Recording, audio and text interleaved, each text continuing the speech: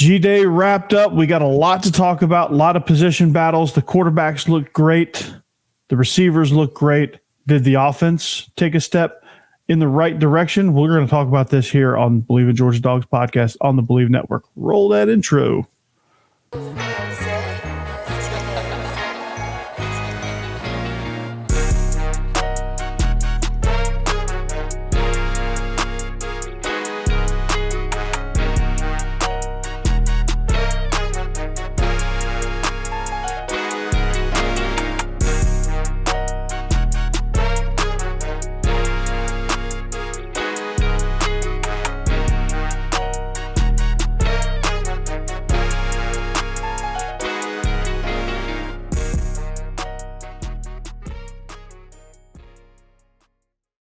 All right. Happy Wednesday, everybody.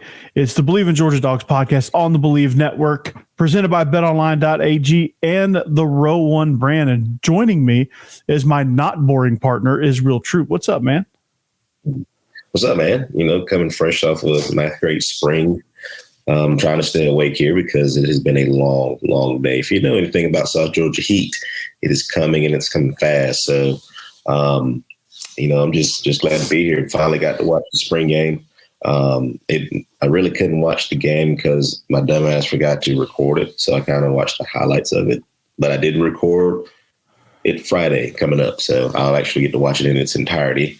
But it was a really good game, man. Really, I'm glad, Coach Smart got him off the field because the field did look kind of torn up a little bit. So, it's one of those things like Jake said, it's not – spring game is not for the fans. Spring game is for the fans, but as a coach, you just want to get out of there injury free. Exactly, and I think we accomplished that. So, yeah, lots of things going on. But before we really dive deep, you could just go on the ESPN app and watch it and search it if you have the ESPN app. That's what I did. Very true. Because I didn't record it either. So I forgot completely. It's all good. I was butthurt when I looked on my library thing, and I was like, "You got to be kidding me!" I forgot to dang record it. Yeah, it happens. It happens. But what also happens is you can go to Betonline.ag. We are presented by Betonline.ag. They continue to be your number one sports for all of your online gambling needs. If it's a sport or an event, they have it. NBA playoffs. The Hawks just lost a huge one tonight against the Celtics, so you can bet on all that. The NHL playoffs are heating up as well, so lots of action in those two sports. MLB, not sure how to bet on it. Going to figure it out, but you can do that as well. So what you need to do, you need to head to the mobile, you need to head to the website, or you can hop on your mobile device, jump on the app, and sign up using the promo code BELIEVE, BLEAV, to get your 50% welcome bonus on your first deposit. So Bet Online, it's where the game starts. Let's there's an app for the maybe. I think so. Maybe I misspoke there. Hopefully I didn't. Yeah, I think there is. I think there is because I've been trying to look for one, and I think it's the same. I would really like an app. So Bet Online, if you don't have an app, or confirm that this is the one that's on. Yeah, Bet Online. If you don't have an app, now would be a great time. Yeah, they do have one. They do have an app. I thought it was. I was scared to download because I wasn't sure. Right. It's the same. It looks like it's the same interface. Sweet. That just made my life a whole lot easier. Yeah, they do have an app. So, so we solved that great mystery. Even if they didn't, that would be our PSA for you to get an app. So, but G-Day has come. It has passed. The spring session is over. And one of the things we were looking for out of this entire spring campaign was we wanted, and we were hopeful to get, and we got it, more clarity on the quarterback position. Now, when you watch the game in its entirety, I think you'll see this kind of unfold. But to me, Carson Beck is the clear number one at this moment.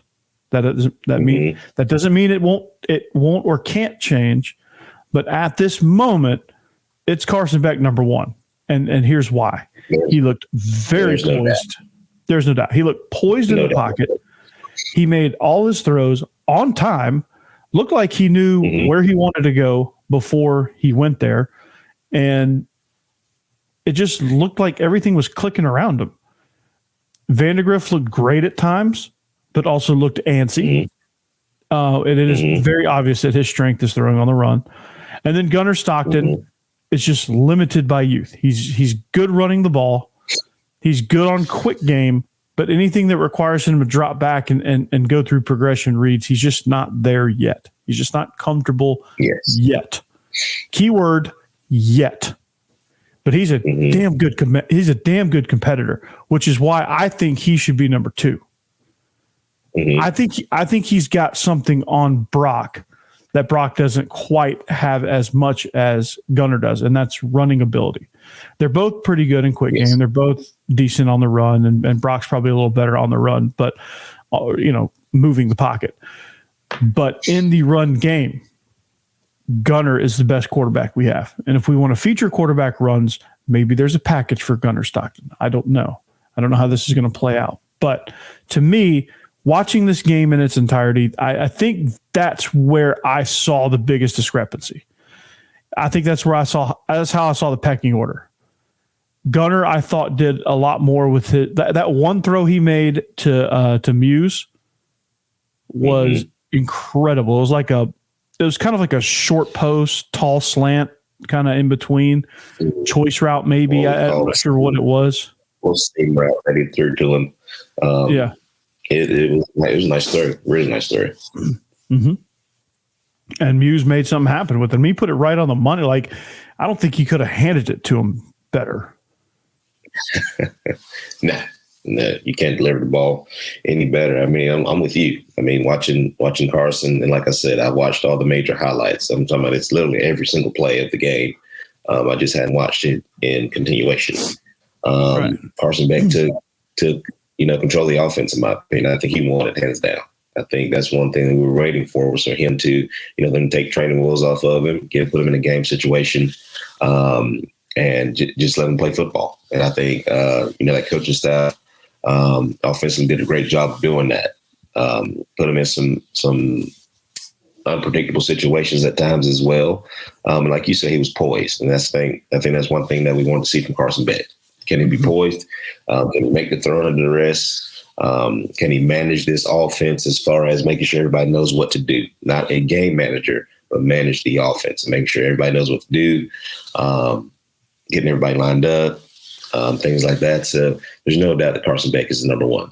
At number 2 right now is Brock at this particular moment, just because he's ahead in the offense. Because if you got to think, even with the new offensive coordinator, the offense has not changed. There's just a few moving pieces. If you watch it's just a few wrinkles. It's a legit same defense. I mean, same offense. And like you said, it's a few different wrinkles. So, for me, Brock's he's that much ahead of Gunnar. But the one thing that's going to beat Brock, if I was Gunnar, is the fact that Gunnar's going to compete. He ain't going no damn where. So Gunner's going to put some pressure on him.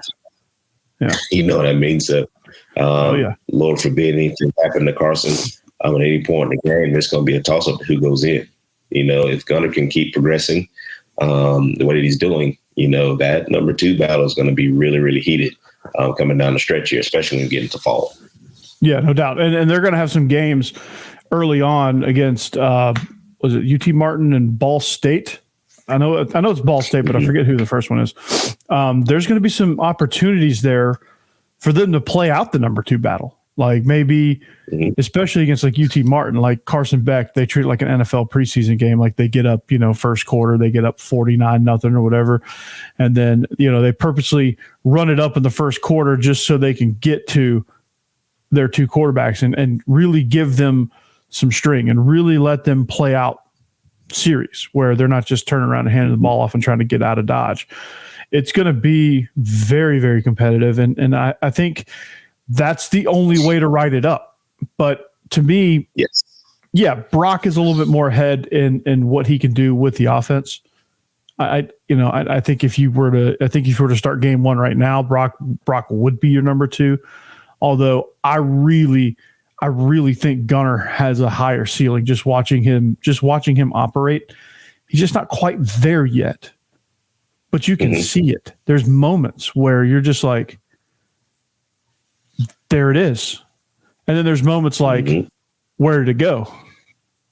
that leaves you scratching your head, you know. That touchdown he scored was a beautiful read on a zone read. Pulled it and got right in, you know, raced the guy to the edge, beat the guy to the edge. I mean, that takes some talent there against our defense, even if it was the number 2 or number 3 guys. But still, I mean, our number 2s and 3s are probably better than most of the ACC defenses out there. So absolutely. We're in really good shape with the quarterback position. I don't think anybody played poorly. I mean, they all made mistakes. They all made some bad throws. Like, you know, Brock threw a really bad interception, almost threw 2 of them.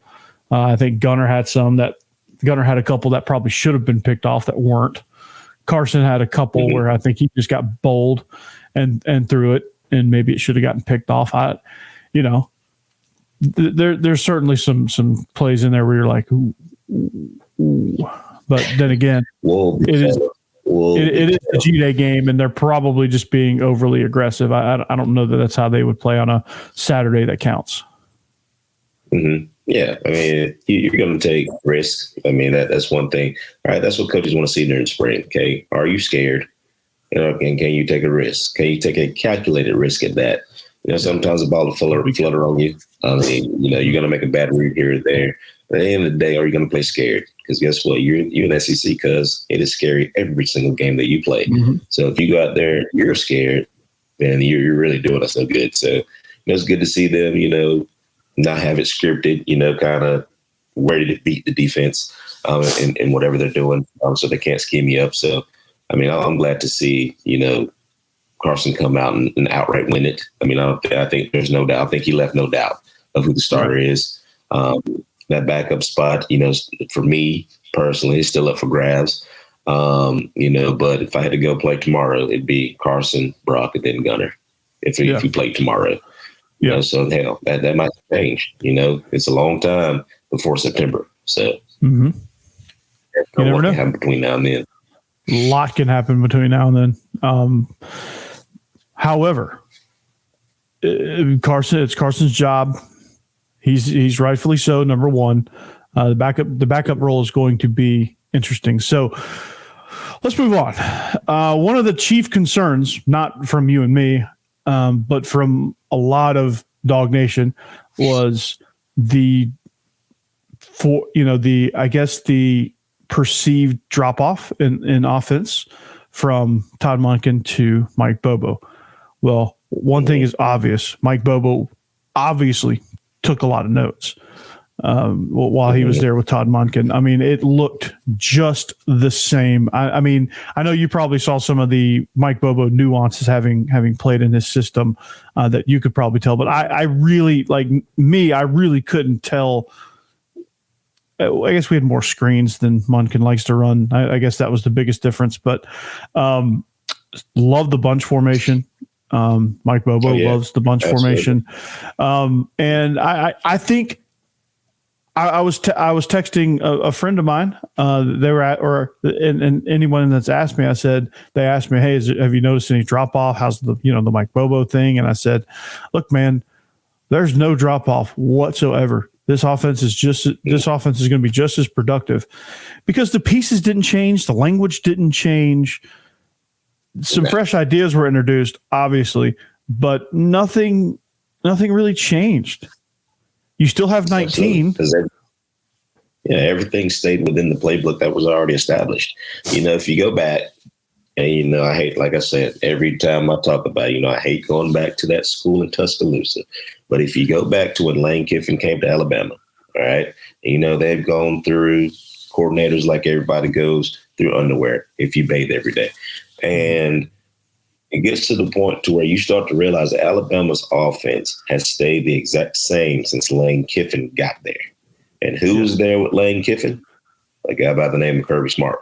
So he also took that moniker and said, hey, when I get an offensive coordinator that is good, I like what he does, we're going to take the blueprint that he's already established. All right. So when a new OC comes in, hey, this is what I want you to run. This is what you're going to run. Now you can mix and mingle and add, your flavor to it, but the base offense is this. Okay. You're not going to change it or anything like that, but you can manipulate it however you want to. And that's kind of what we've done. Monken came in, we've won 2 national championships with Stetson Bennett, mind you, since everybody wants to, be like, oh, Stetson. No, we won with Stetson Bennett with a Todd Monken offense. So do you think for 1 second that they were going to come in and reinvent the wheel? Absolutely not. No, not at all. Because Bobo even said it. It's like the same. There's the same terminology, because guess what? Those kids who are in the program know that terminology. Yeah. So it's not like a new school, like say a Clemson, for instance, coming in and what's his name? Riley's coming in and pretty much changing the whole thing. You know what I mean? So it's not that situation. It's these kids have been through this whole. They needed that. They needed that. So, sometimes you need a complete cleansing, but in this instance, coming off 2 national championships, you need none of that, because your coordinator didn't get fired. He got promoted. And he got promoted. He left got promoted. Back to the NFL. Yeah, which we knew all along. Our offense, absolutely phenomenal. Me sitting in the meeting, and terminology different for me, but it makes sense to me. It's kind of the same stuff that we run, at the high school level. So, to come in and do a full blown change made absolutely no sense. So the fact that Bobo drew cards, let's think about this now, shall we? Mike Bobo has been a head coach. He's been a coordinator at 2 schools prior, and he was at Georgia before that, right? This man was drawing cards for the scout team, okay? Drawing cards. He's in every single meeting. So, of course, he picked up on some things, So do you think that at any point when Kirby was trying to replace Monken, that he was just going to go get some Joe Blow off the street, like, hey, man, here you go. Here's the offensive coordinator job. Do whatever you want to. Absolutely not. You give somebody you trust. And who do you trust more than a guy who took a step down to draw cards and learn the offense? Yeah, exactly. And another guy that learned the offense and did the same thing is doing the same exact thing at Georgia Tech. I watched their spring game, and that looks like they're going to be trouble. They're going to score a lot of points. They're not going to stop anybody over there at Georgia Tech, but they're going to score some points, that's for sure. But Buster's got it rolling down there. But again, it's the blueprint. Those two obviously took advantage of that situation. They didn't go, oh, woe is me, I'm still an analyst, yada, yada, yada. No. They knew their chance was coming. And now I think Kirby's got a well-established system, which I think is great. Like, let's say Mike Bobo moves on. Let's say he retires or whatever the case may be. Mike Bobo's not there in next year or the year after, which is very possible. Kirby's starting to bring in analysts like Rod Streeter, who is a former OC. Yeah. So he's kind of doing the one guy leaves and you backfill it and you just backfill it. So Streeter moves up and then he goes and gets the next analyst. He goes and finds some coordinator at the G5 level and says, hey, come on, be an analyst for a year or two and this job will be yours.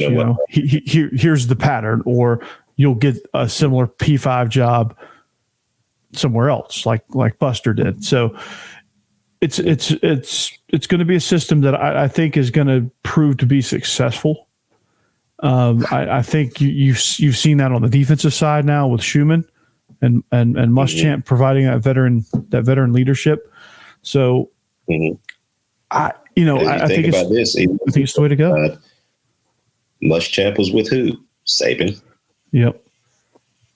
And then who was with Saban too? Kirby. So who knows that defense on the back of their hand? Those two did. So whose defense is it? Saban's. It's Saban. Kirby's put his own flair to it. Absolutely. So you got the Kirby version. You take the blueprint. Absolutely. You take the blueprint. This is what it is. And you just tweak it however you need to make it work for your defense. Yeah. Same thing with offense. It's not rocket science. It's what you do. It's how you succeed. It's not plug and play with, go find the biggest name. I think fans want to see the biggest names come in, but that doesn't always work. I think a lot of people were leery of Mike Bobo. I think for once I was like, God, like people are saying, oh, James Coley this, James Coley that. No, James Coley was never offense coordinator. Wasn't the right system. The Jim Chaney system was not right for us. So that in that sense, it was going to be a failed attempt. James Coley is good at one thing: recruiting. Really good at recruiting. Absolutely. When I was sitting in the stands watching us play South Carolina, and we lined up in the same formation the whole entire game, that's when I knew we lost to South Carolina at home and pretty much saved Muschamp's job for one more year that year.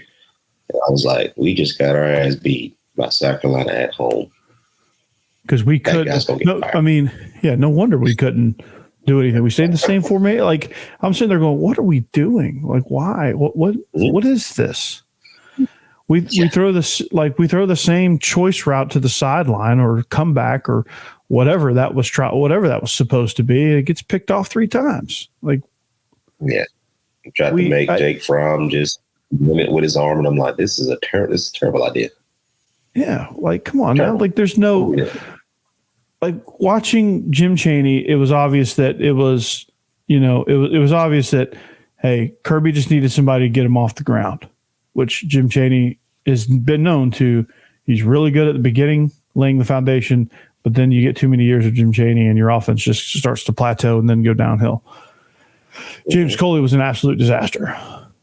And then Todd Monken came in and saved the thing, because Todd Monken, I really like the thing that made Todd Monken really good, and the thing and the personality trait that him and Bobo really share is they're both extremely aggressive. Yes, extremely aggressive. Bobo more words than Monken. I hadn't heard Todd Monken, but I do know what happens when Coach Bobo gets upset. And I don't know which part of aggressive you mean as a play caller and as a person in general. So, it's you just love to see it. You love to see what we saw at G-Day, because it just shows you that everybody who was talking all that trash before all this happened can go sit down and do their regular day job and leave the coaching to people like us. Yeah, I mean, come on. Like, if you watch G-Day and you're still kind of you're still doubting Kirby as a coach, you might as well just find another team, or you're a fan of another team and you're just a hater. In which we haven't won a national championship since 1980. If you're still doubting Kirby Smart, I got some beachfront property in Nebraska I can sell you here. If we weren't in council culture, I'd tell you what you need to go do. So you can shove it somewhere. That's it. Well, let's talk defense, because I've got a lot of thoughts on the defense. Now, I think Green is the other corner, hands down. I think Everett did a good job. Nyland Green is definitely the other corner. I think we're in good hands at that position. Not shocking. Yeah. Shout out to my man, Nyland Green, baby. I'm about to win the lottery. Yeah. I think you're going to see when you watch the Nyland Green fan since day one. This guy has been a Nyland Green fan since day one. Been waiting on this day. Now, well, since you have all this good luck, you got to start wearing some orange and black for the next few weeks. Oh, that too. Why? And if you know what I'm talking about. If you know what I'm talking about. Need you in some Halloween colors there for a couple weeks. Do that for the brand. Here we go. Not because that's any sort of a college brand, but if you know, you know. So I'm really impressed with the linebackers. Inside and outside. Raylan Wilson and CJ Allen. Oh my. Smell Munden, obviously, is going to be, is going to be great. I was really impressed with the freshman guys. I was kind of curious to see what they would do, but those guys, of course, they're going to make freshman mistakes. That's no surprise there. but my God, are they athletic, dude? They erased a lot of potentially big plays for the offense just with their athleticism. Absolutely. They may have been wrong in their reads and techniques. Yeah. And which one were you most impressed with? I'm a Smell Munden guy, man. I know he is the guy, but just watching him, just makes them that much better. Because I think they want to emulate him. It's hard to come in as a freshman, or a redshirt freshman and start and produce the way that a freshman came in last year and did. So watching him lead that group, because like I said, I watched him at practice lead that group. I'm very, very impressed with that young man. Now, ask me in the fall which one my favorite is, and then I'll tell you. But right now, that guy just he has my heart. Just because to be a sophomore coming into your sophomore year, and to do what you do and do it well, 100 miles an hour, that is impressive. Not many people can do that. Last freshman I seen do that in person was Rainey Kern at the linebacker position. Yeah. I mean, it's to the point where two guys enter the transfer portal, Trezmont Marshall and Ryan Davis, both entered the portal. Yes. Marshall going to Alabama. And, with our defense right now, the way it's set, I was at practice, like I said, a couple weeks ago, and watching Bear run, watching Bear move, there was no doubt in my mind that he was going to be a staple on this defensive line. But Mike Gundy said something today that really made sense. It was either you want to be here or you don't. And if you get to beat out, then leave. That's really how the transfer portal and everything works. So I'm not saying that happened at Georgia, but, I'm never going to be down on a kid that wants to go and further themselves, look for a better opportunity. That's not what I'm saying. But if you feel like you got beat out or you feel like this just ain't for you, then you have the right to get in the portal. I'm not going to be upset. I'm not going to be mad that, now Bear, I don't really understand Bear. I don't, that one kind of throws me off, but don't be surprised if you see him go to Colorado, because who's the D-line coach of Colorado? Nick Williams. And where was Bear predicted to go before he switched to Georgia? Texas A&M. Or who's the recruiting coordinator for them? Nick Williams. Put a stamp on it. Yeah. Not shocking there. Wish him well. It's a head scratcher for sure. I didn't understand it. I saw him. I was like, what the hell is he doing? He is definitely one. The other two, the other two just they saw the writing on the wall. They're not as athletic or as good as the young guys in front of them. Good for them. I mean, Trezmont Marshall going to Bama. Hope he does well in every game except for one against Georgia. But yes. Again, I wish all these guys well. I mean, the transfer portal, it is what it is. You got to find the opportunity. At the end of the day, you got to do what's right for you. So, like I said, I'll never hold it against somebody for leaving. But in a situation like Bear Alexander, you have to wonder, what else is there? Like, where is there something underlying that we don't know about? Like, why? What was this kind of like a encouraged thing? Was he causing trouble? Was he, you have to think about all that. Was the chemistry off? Like, because he was going to be a superstar here for a program that's put two elite first round linemen into the NFL at his position, probably, and about to put a third.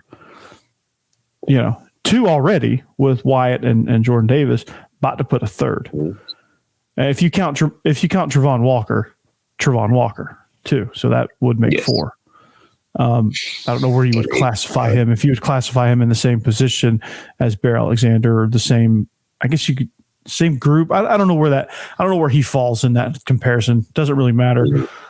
But it's just odd. I don't get it. Yeah. I really don't get it. I was a little bit thrown off by it. I was at the golf course when it came across my thing, and I was like, the hell's going on here? So, I thought it was a joke at first, and then I kept reading. I was like, oh shit, this is real. Because like I said, I just saw him like 2-3 weeks ago, and he was knocking the hell out of people. So, it's a head scratcher, but I wish all those get beat out because, I mean, it's a get it how you live world. Mm-hmm. You got people who entered the transfer portal last year that are re-entering it now, which I think you should get one free. Then your second one's got to cost you. You got to see it. Yeah. Yeah. You can't just be transferring schools all willy-nilly. Yeah, it's gonna throw things off. But then again, another school has to pick you up too. So maybe the price is you don't get picked up. That's or you leave a situation thinking you're going to upgrade, and next thing you know, you're playing for D2 Shadron State because you thought you were going to go to Ohio State.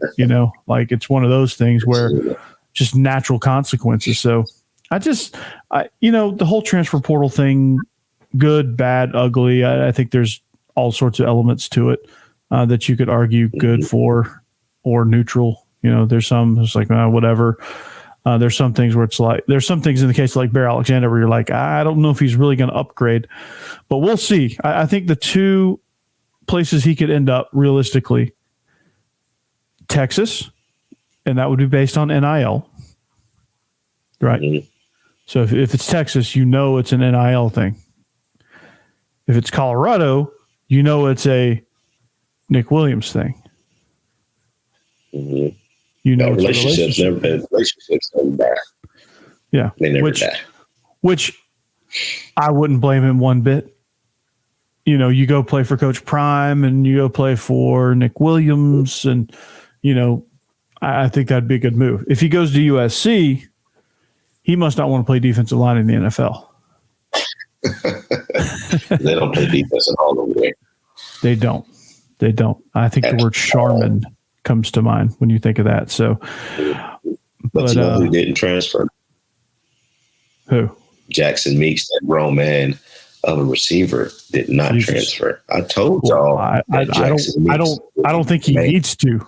That dude's going to be in the rotation. Him and Dylan Bell are going to be reserve playmakers. Like those guys are going to get some serious minutes, and they're going to make some serious plays down the stretch because we know Marcus Rosemy-Jacksaint is going to miss 2 games at least with a hamstring injury.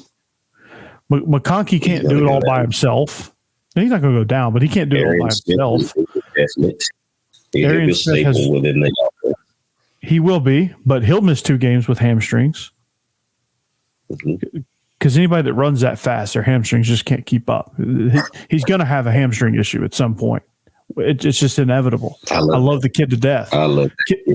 Love the kid to death, but he's going to have a hamstring issue. It's just how fast people are. I never had hamstring issues, but I was never fast.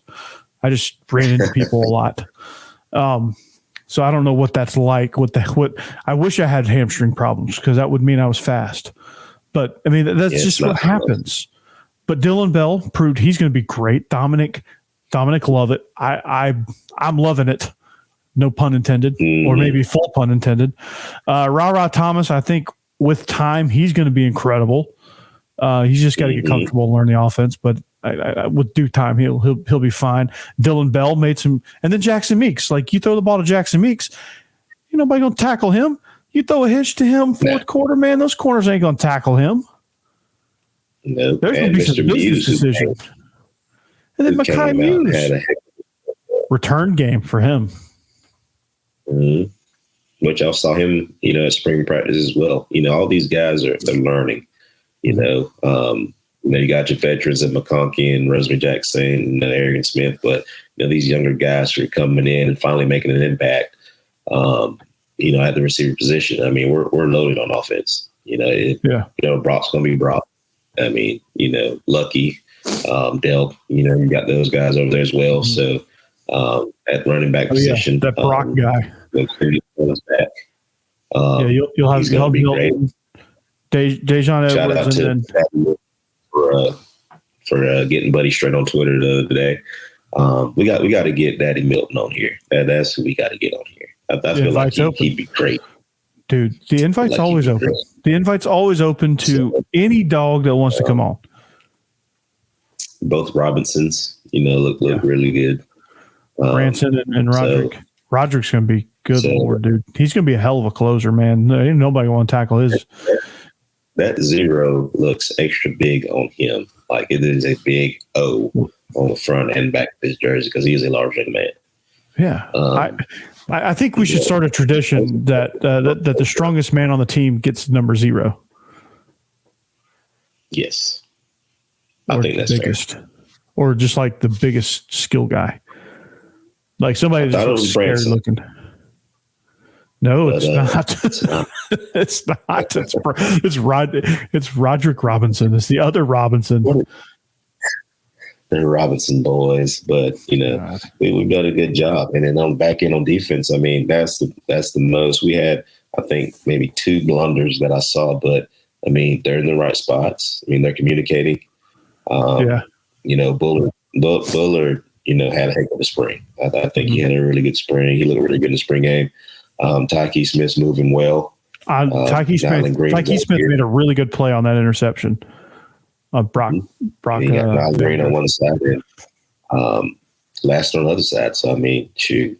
I mean, we said. I mean, it is. I saw a thing on Twitter. It was like, damn, is Georgia ever going to let anybody else win? It's nope. Like, you watch the spring game. Like, no. Dang. You see him running around and you're like, oof. Like it. 3-P, baby. As we go into overtime, did you see? I just watched the highlights because it was really quick because there wasn't many. Did you see the Florida spring game? 10-7. They had a spring game. 10-7. Game-winning field goal for the blue team. I did see where Lane Kiffin thought it was fire. I don't know if he meant dumpster or what, but he said something. Lane Kiffin is for SEC football, man. He is great. He's the new Spurrier. He's just going to say just going to say it.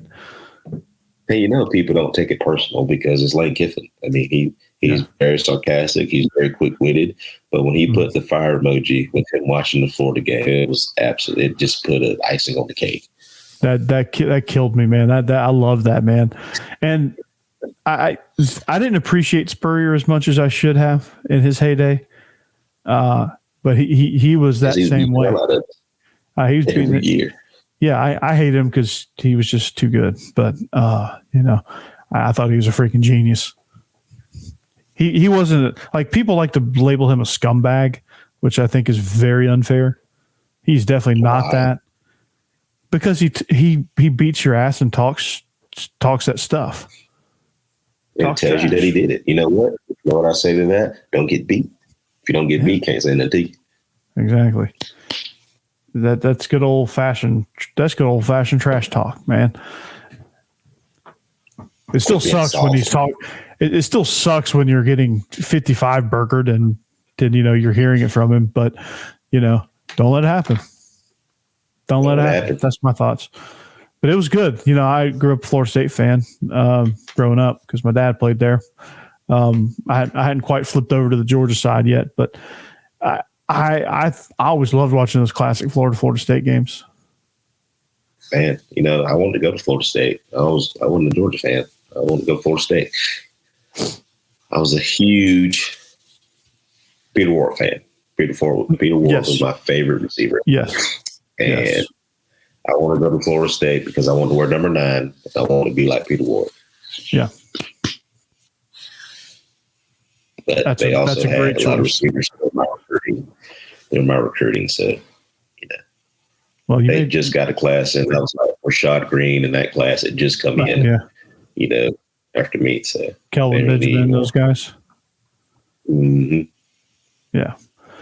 So you made a good choice. At least you didn't follow Ben to Florida. At least you didn't go there. I was this close. Yeah. Really close. Sure you were. You played for you'd have got to tell tales of Urban Meyer and the scumbaggery. Dude, you would have been a part of the Aaron Hernandez teams and the Tebow teams. I would have. Ooh. If you think my Georgia stories, if you think the Georgia stories, that we tell every once in a while, the PG rated ones are good. I can only imagine about those stories. Dude, like coming out of Gainesville. There is a documentary about that team, but that documentary does not dive. That documentary does not dive as deep as it should. Could you imagine? Did you hear about any of that at all while they were in school? I heard about the Percy Harvin thing, like shooting a gun in there. Like you heard bits and pieces, but no, you never. Like I never knew Aaron Hernandez was murdered 5 people. Just think, Israel. No clue. You'd be a felon right now, possibly. Yeah, if you trip and fall in Athens right now, you're going to be on the front page of Red and Black. Mm-hmm. With your mugshot. But just think about it, Israel. Not going to Florida saved your life. Not playing for Urban Meyer saved your life. Because you could have very easily met Aaron Hernandez and joined him in his killing spree.